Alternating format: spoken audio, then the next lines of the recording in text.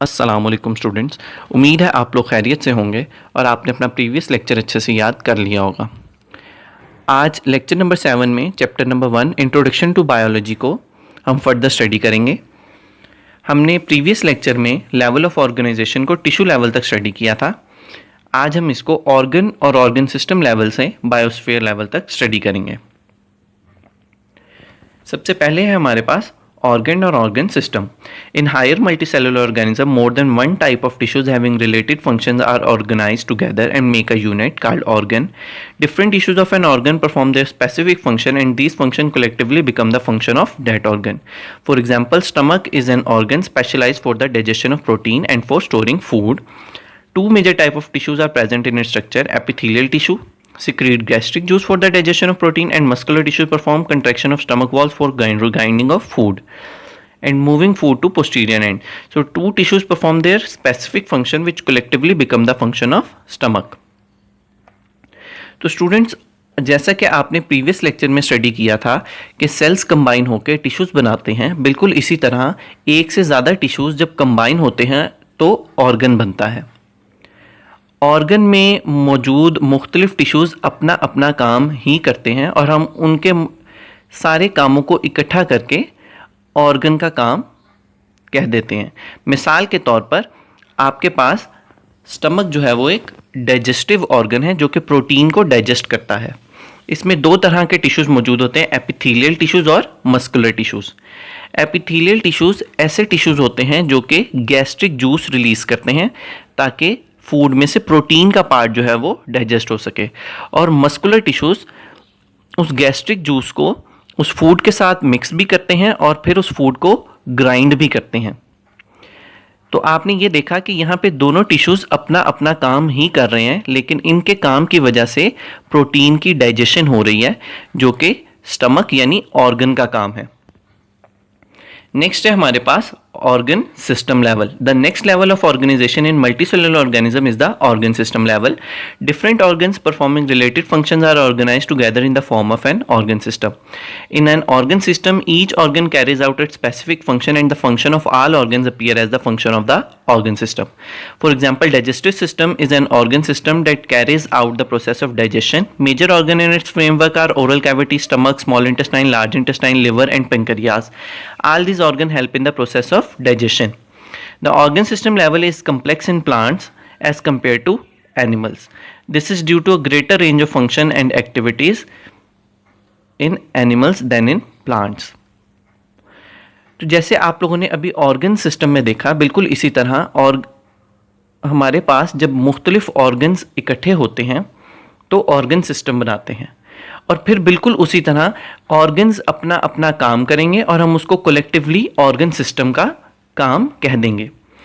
मिसाल के तौर पर हमारे पास डाइजेस्टिव सिस्टम में बहुत सारे ऑर्गन्स शामिल होते हैं। मिसाल के तौर पर माउथ, इसोफिगस, लिवर, स्टमक, गैल bladder, pancreas, large intestine, small intestine, ये सब ऑर्गन्स हैं और ये सब डाइजेशन में अपना अपना काम करते हैं।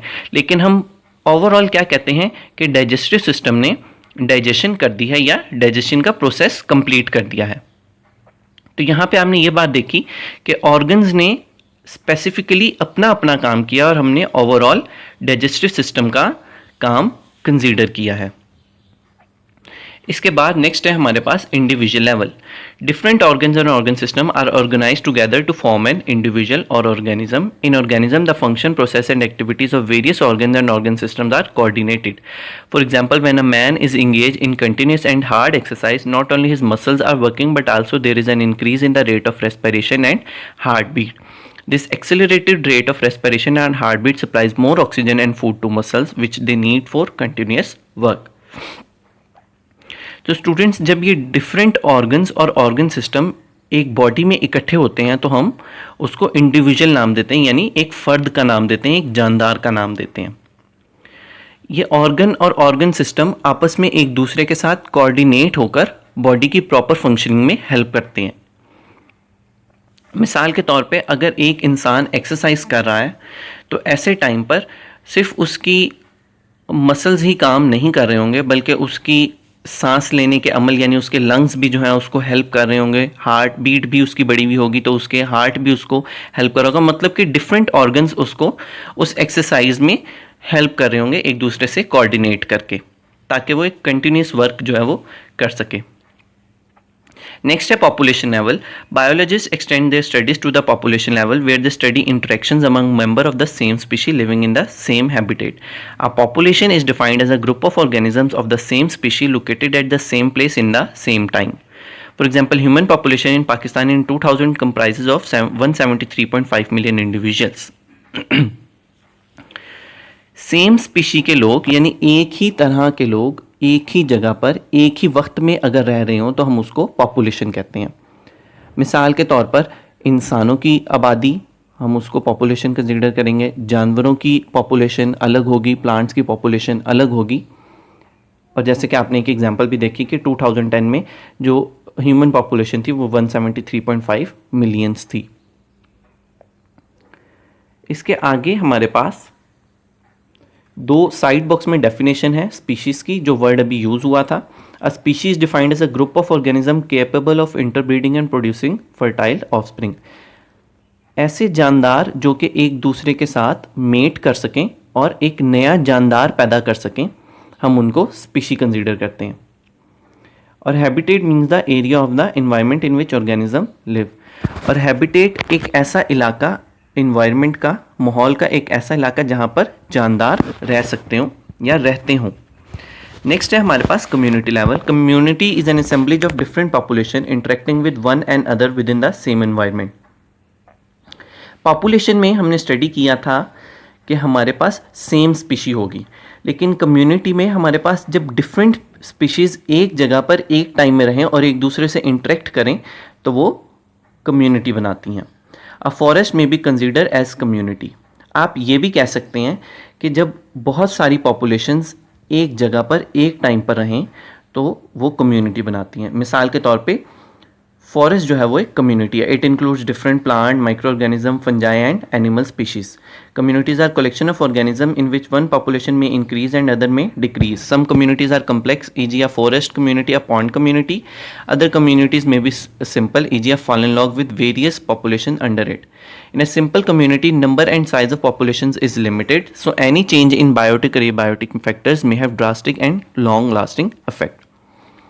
तो स्टूडेंट्स, आप लोगों ने ये चीज़ याद रखनी है कि जब बहुत सारी पॉपुलेशंस इकट्ठी होकर एक जगह पे रहती हैं तो हम उसको कम्युनिटी कंसीडर करते हैं। मिसाल के तौर पर जंगलात, जहाँ पे जानवर भी रहते हैं, माइक्रो ऑर्गेनिजम्स भी रहते हैं और पौधे भी पाए जाते हैं, तो हम इसको ये, क्योंकि जानवरों की पॉपुलेशन अलग है, माइक्रो ऑर्गेनिजम्स की पॉपुलेशन अलग है और प्लांट की पॉपुलेशन अलग है, तो हम इसको कंबाइन करके कम्युनिटी का नाम दे देते हैं। आपने साथ साथ ये बात भी याद रखनी है कि कम्युनिटीज़ कम्प्लेक्स भी हो सकती हैं और सिंपल भी हो सकती हैं, यानी बहुत सारी पॉपुलेशंस भी एट ए टाइम एक जगह पर रह सकती हैं डिफरेंट स्पीशीज़ की, और पॉसिबल है कि एक ही तरह की पॉपुलेशन जो है वो एक जगह पर रह रही हों।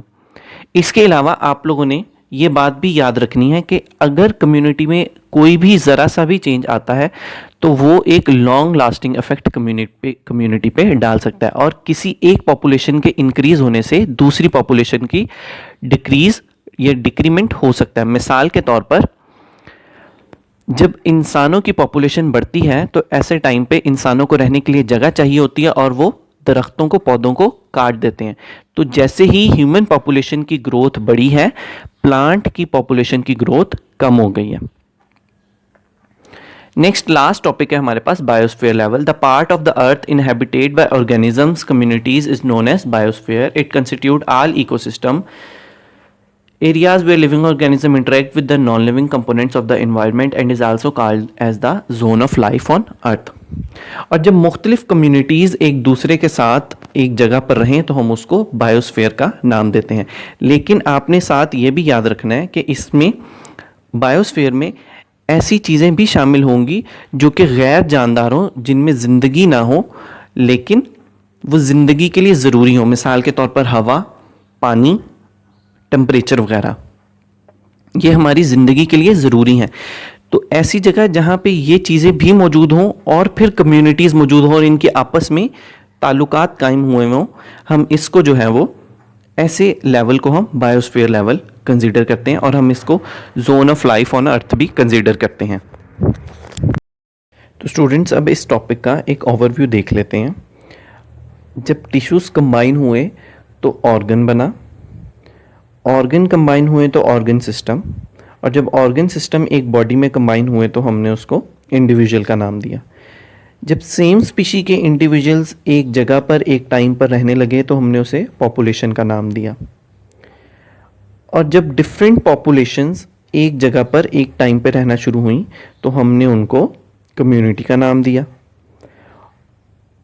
और फिर लास्ट पर जब कम्युनिटी, बहुत सारी कम्युनिटीज़ और ऐसी नॉन लिविंग थिंग्स जो कि हमारी लाइफ के लिए ज़रूरी हैं एक जगह पर इकट्ठी हुई और एक दूसरे से इंटरेक्शन हुई तो हमने उसको बायोस्फीयर लेवल का नाम दिया। उम्मीद है स्टूडेंट्स आप लोगों को आज का लेक्चर समझ आ गया होगा। इन टॉपिक्स को अपनी बुक पर मार्क कर लीजिए और अच्छे से याद कर लीजिए। अल्लाह आपका हम नासिर।